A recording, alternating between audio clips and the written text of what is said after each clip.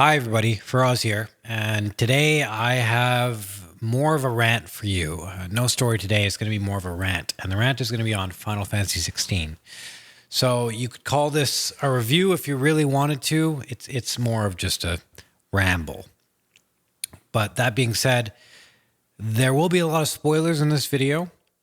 And so if you don't want those, or you haven't played the game yet, or you have played the game yet and you just don't want to hear about it, that's fine. Click off the video. I just wanted to give you fair warning.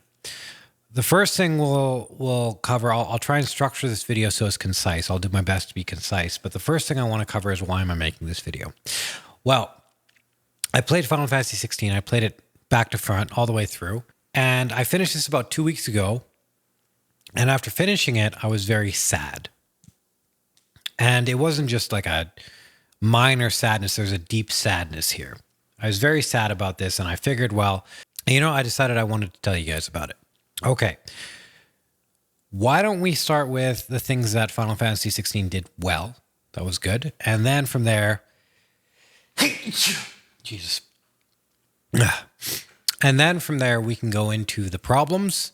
And I don't like talking about problems without presenting solutions. So after the problems, I will present solutions. Okay? So, what this game did good. Well, this game had great combat, great cinematics, very, very well done cinematics, really cool characters, and really good voice acting. Those are all very good. And I think by all standards, all of today's standards at least, most people would say this is a good game. This is a very polished game. It's a very well presented game. It's a very entertaining game. But for me, that is secondary. All of that is secondary. For me, all of that stuff's great, but it doesn't matter if the game feels empty.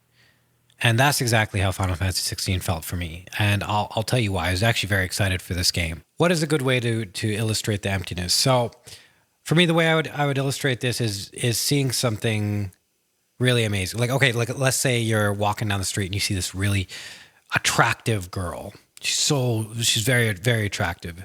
And you go up and you talk to her, and it turns out it's not a girl, it's just a robot.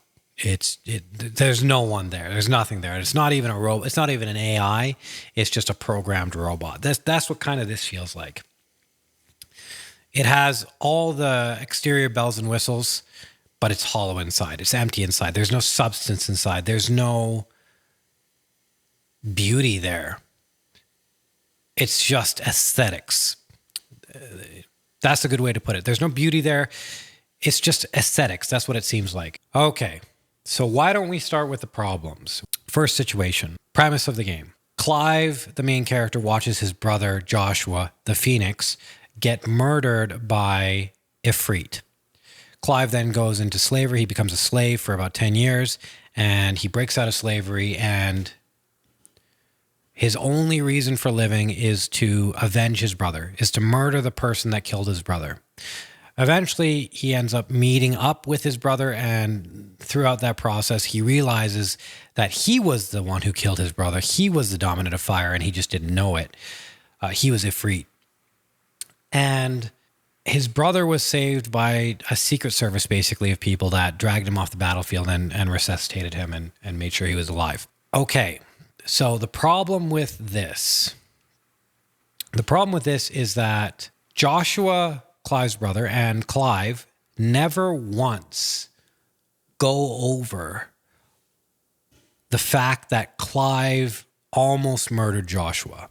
That's never brought up. It's never asked, why did you do this? Or did you lose control? Why did you lose control? Or Clive never really is like, I'm so sorry. I tried to murder you and I did it because of this, and I want to repent or reconcile. At least if it is, it's not a big deal at the time. And not only that, but it's never established why Joshua never tried to break his brother out of slavery. It's never established why Joshua didn't immediately or even kind of hurriedly contact Clive at all. It isn't established why Joshua could never talk to Clive, like why they had to stay apart for so long. None of that is talked about. None of that is explored at all. So instead, you just get Clive and Joshua. They finally meet up. Joshua and Clive clearly care for each other, and then the plot moves forward from there. We just forget about all that stuff, all those questions in the beginning. That's the first problem. Okay, so the second problem, here's another problem. And there's tons of problems, but I've picked a few just that stick out in my mind, so in no particular order. The second problem is right before Joshua and Clive reunite and meet each other, Joshua actually saves Clive from Ultima, the villain of the story. And the way he does this is Clive's pretty much dead. He's like on the floor, pretty much dead. Ultima is approaching him to reclaim him as Ultima's vessel. So Ultima basically wants to possess Clive with his spirit form, and Clive's in no shape to fend him off. So what Joshua does is Joshua steps in and using the power of the Phoenix, the magic of the Phoenix, he creates a cage around Ultima and then takes in that cage and seals it within him in his chest. Okay? And then from there, he has this glowing dark symbol. He gets very sick. He starts coughing blood. For the next 5 years, 6 years, however many years, Joshua is very sick, containing Ultima within his chest. At the same time, Ultima's still kind of just roaming around the world and doing things. It's not like he's subdued in any way. And at the very end of the game, there's a scene where you're about to fight Ultima, and Ultima splits into like 10 different people, 10 different images of himself. And the part of Ultima that was inside Joshua is released from Joshua, escapes Joshua, and rejoins with Ultima. Okay, so that's the situation. The problem with that is, well, one, it's never explained what Phoenix's magic did. Like, what was that? It was a magic spell to seal, like what? Like, there's no explanation on how that worked. Two, it's not evident in any way that hindered Ultima, except stopping him from possessing Clive. But at the same time, it's not like he lost any capabilities. It's evident that throughout the rest of the game, he could kind of do whatever you want. In fact, you still fight him. Like, you still clash with him before the part of Ultima that is within Joshua is reunited with the rest of him. So it's not evident. I have no idea what sealing Ultima inside Joshua even did. I don't know what happened there. And I'm sure I could find all sorts of issues with this, but what I'm basically trying to say here is it doesn't make sense. The spell itself isn't explained. That doesn't make sense. Okay, fair enough. But why he used the spell, why he did that in the first place, how that saved Clive doesn't make sense. It's like, I put you in prison, but you're also not in prison. So I stopped you from doing the thing you were going to do if you were not in prison. But but still, you're not in prison, and somehow you still can't do it. Just doesn't make sense. I don't know why that was there. And furthermore, that was never explained. It was never explained in any way. Okay, so that's problem number 2. Problem number 3, here's a pretty big problem, although in the grand scheme of things, it seems pretty small compared to the others. But the character of Jill. Jill seems to be a very one-dimensional character. The situation. Jill becomes the dominant device. It's never explained why she awakens to be the dominant device. And then she follows around Clive for the rest of the story, and she doesn't really develop as a character. There's one chapter where she kills the person who made her fight as the dominant device, as Shiva. But really, she doesn't really change at all or grow at all from that. Like, nothing really happens with Jill. Jill is more a plot device than a character. And I like Jill, and I wanted her to do cool things and stuff like that, but that's the situation. She's just there.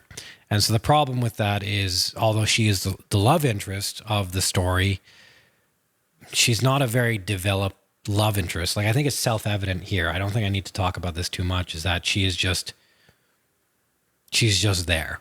She's either there, or she is following along, or she is captured and used as a means to an end, or whatever. She's just a plot device, more or less, for the entire game. And so that's a problem there. Next is a very big problem, And this kind of characterizes how the rest of the game works. So I could use this problem and say, yes, that fits the rest of the game. And the problem is with Odin. And so here's the situation. Odin is the last icon you fight, and he's set up as the most powerful icon, and he's definitely the coolest. Or yeah, I would say he's the coolest icon. His dominant, so his person version, is King Barnabas. Okay? And so you're on your way to do whatever you're going to do, and you end up encountering King Barnabas, and you're going to fight him. And so the first time you fight King Barnabas, he destroys you. Absolutely destroys you. It's a whole, like, Inigo Montoya, I'm not left-handed type of thing. Like, there's no... It's like a grown man fighting against a child. Like, he just wrecks you. After that, you heal your wounds because he lets you go. You heal your wounds, and without doing anything, you're just like, I'm going to go fight him again. So what you do is you go and you build a boat, and you go and you fight him again, and you fight him on the ocean.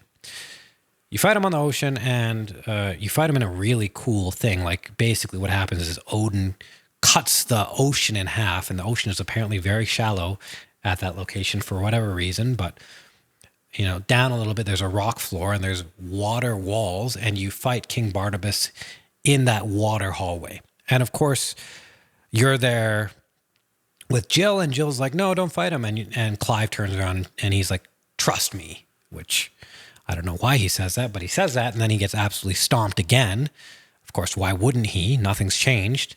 So he gets stomped again, and then Odin lets him go, and Odin says, or King Barnabas lets him go, and Barnabas says, like, you need to be stronger to be a proper vessel. So the water walls collapse in on them, and they somehow escape, and then they get naked and they bang. Fair enough, whatever.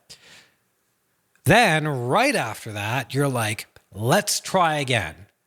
Nothing's changed other than you now have the powers of Shiva, which isn't that big of a deal, apparently. And you go to Barnabas's castle, you go all the way to the top, you fight him, and you win. And not only you win, but you destroy him this time. And the whole thing about that, the reason, apparently, let me try and paraphrase this quote, but it's your willpower that gets you through this. Your will is strong. In fact, it's not that your will is strong, it's that his will was not strong enough. Barnabas's will was not strong enough. That's why he lost. And here's a little side tangent in that the battle itself between you, Barnabas, or Odin and Ifrit, it was supposed to be the coolest battle because it was the last battle, in my opinion. The Bahamut battle was very cool. Very, very cool. But the Odin battle, I don't know if they ran out of budget or time, but it was like lackluster in comparison. Like it was, you barely fight him as an icon. In fact, it's like they cut out the icon part of the battle completely, it seems like. But anyway, not a big deal. The problem with that situation is there are distinct missing scenarios there. It doesn't make sense in terms of anybody. Like who would do that? You go and you fight someone, you get destroyed, and you're like, let's try again. No, what would you do? There's no strategizing. It's just, if we try again, it'll definitely work this time because literally no reason. It just will. This is the thing. It's like they explicitly say it's not your willpower that allowed you to beat him.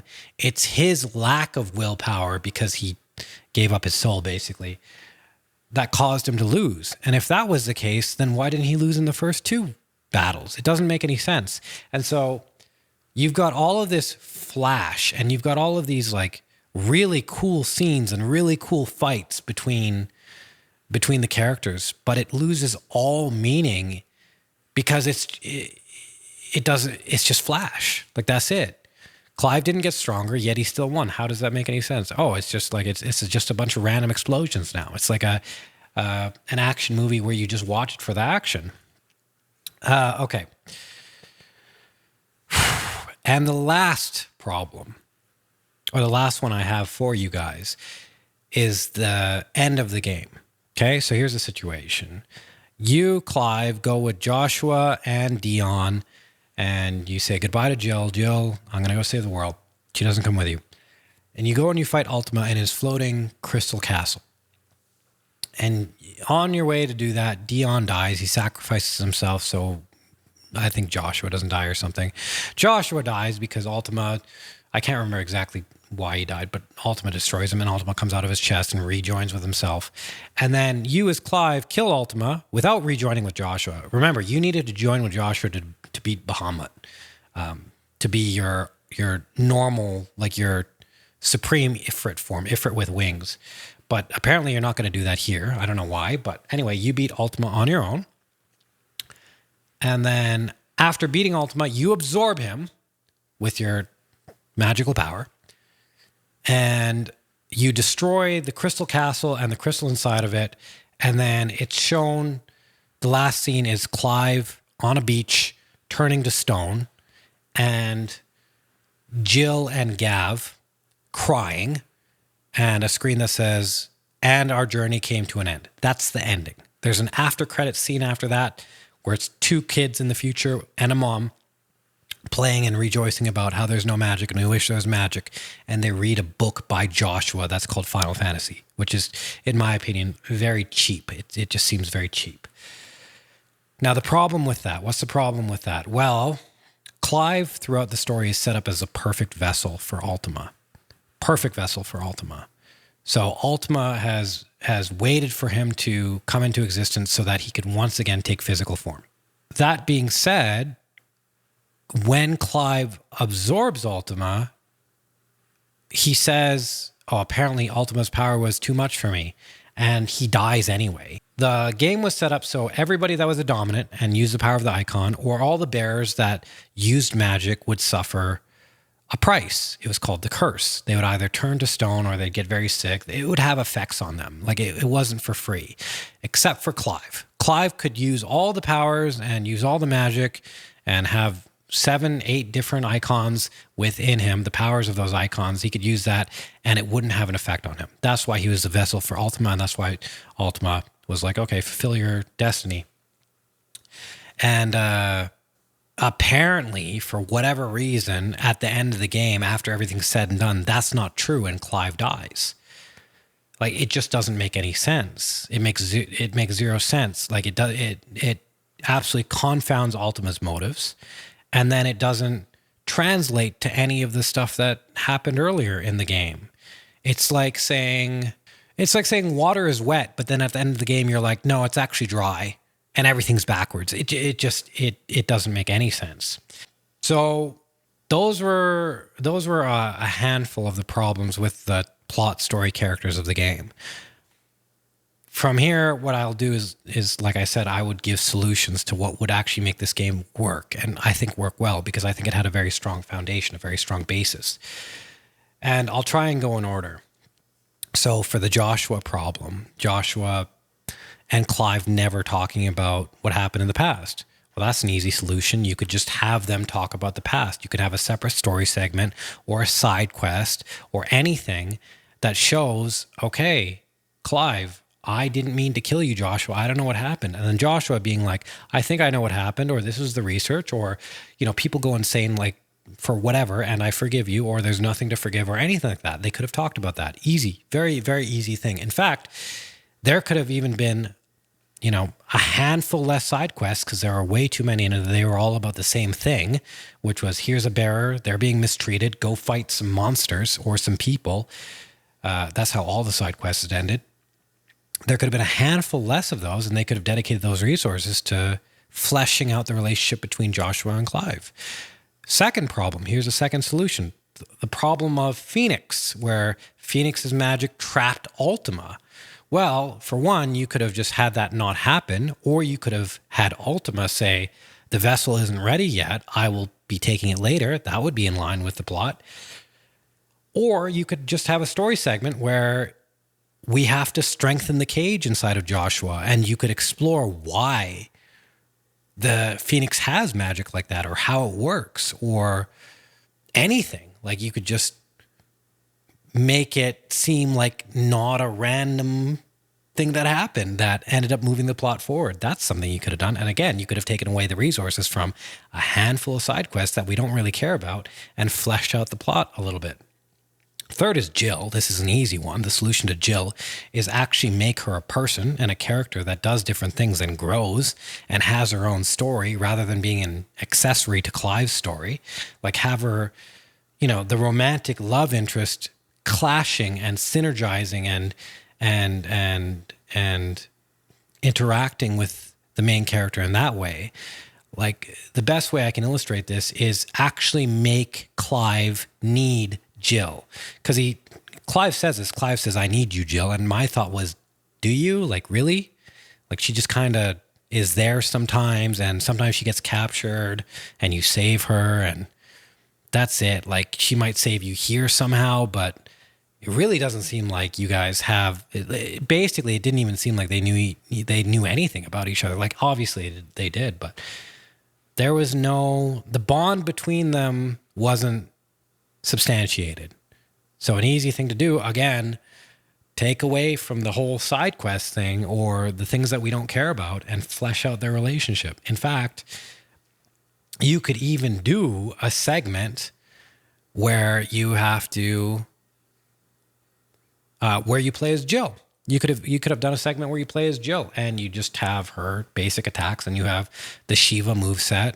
And you could flesh her out that way, or you could have her save Clive, or you could have Clive be vulnerable in a situation and she's the only answer. Like, there's all sorts of things you could do there, but what was done was probably not the way to go. Okay. Next problem. I believe the next problem was Odin. King Barnabas and Odin. And this is, again, a very easy problem to solve in that instead of just saying, okay, he beat me once and he beat me really easily, fight him again. Oh, he beat me a second time. The obvious thing to do is just charge right back in. Instead of doing that, you could insert sections in between the first and the second, third fight and say like, okay, look, he beat me the first time. We have to figure out something different. I need to go and make myself more powerful, or I need to go and forge a stronger sword, or I have to figure out a way to weaken him, or I have to figure out some secret, or like a really good one would be like, I'm going to go and team up with Dion, and Ifrit and Bahamut are going to take down Odin together. That would have been cool, and that would have been a really cool thing, like a cinematic battle to watch. That would have been cool. That would have been a good choice and believable too. And it also would have substantiated Dion's character, which is another problem is, again, he just kind of helps you. And he has apparently this amazing relationship with Joshua that's just somehow there. And the last problem is the ending. So here's the solution to the last problem. Well, first of all, just don't have a shitty ending. That is a shitty ending. It's just kind of like everybody dies for whatever reason, even though it's contradictory, and the game ends. Except for two characters, Jill and Gav. But if you insist on that ending, if that ending is insisted upon, well, here's the fix for that ending. You could have spent the game exploring the curse. The curse of when someone uses too much magic, there's a curse, and they eventually turn to stone. There could have been a section of the game, some research or something, which is like, this is how it works. This is why it works this way. We're looking for a cure. We can't find a cure. And here's what it is. And there could have been some sort of effort to save Clive. And even if you really had to kill him, then he would have still died anyway. It wasn't just, oh, he died because we wanted him to die. It's like, okay, we tried to save him, but we couldn't. And it could have been the same thing for Joshua, and it could have been the same thing for Dion. You know, like, make it, if you really needed them to die, make it seem like there was an effort to keep them alive in some way, and the way they died was inevitable. There's no way to avoid it. Instead, they just kind of fall over. Like, it's again, it just seems like a plot device. It's like, yeah, we need them to die, so they're done. So the solution to the last one would be like, yeah, just make it believable, or, you know, flesh it out, make it seem like you tried to do everything you could to keep them alive, and they ended up dying anyway, because that's the way the story goes, which is not the effect that was there in the game. And so I'll add one more problem and one more solution in, just because I just thought about it. But the premise of the game, or the atmosphere of the game, is that there's the relationship between the masters and the bearers. And the bearers are basically people that can use magic, and they are enslaved because they can use magic. And ignoring the fact that there's never any bearer uprising, even though they can use magic and their masters can't, every single side quest in the game and every single theme in the game, the majority of it is about the bearers and how slavery is bad, fair enough, how discrimination is bad, fair enough, and you would like a world where everybody can choose to live and die on their own terms. Okay, fair enough. Well, a recommendation would be, instead of shoving that down the player's throat 20,000 times, maybe just force it down our throats 1,000 times, and the remaining 19,000 instances, take advantage of those instances to flesh out the characters and their relationships, and to make this an actual story about a group of people that seem like, they tried their best and they did what they could, and it was a really cool thing to witness. Like, that would be a recommendation there. I will close with this, is that Final Fantasy 16, it could have been something really cool and really amazing and really fulfilling, and there could have been a lot of meaning to the game, and it could have been a good memory, and it could inspire some nostalgia when looking back in 10 years from now. But instead, I think what they did is they prioritized entertainment and aesthetics and all these bells and whistles, and they missed the whole point, is that even if you have all those things, it doesn't matter if inside it's empty, and inside these characters aren't real. And so with that, I'll say thanks for watching this. And it's a shame. It's a shame that this game isn't what it could have been. And I wish it was different.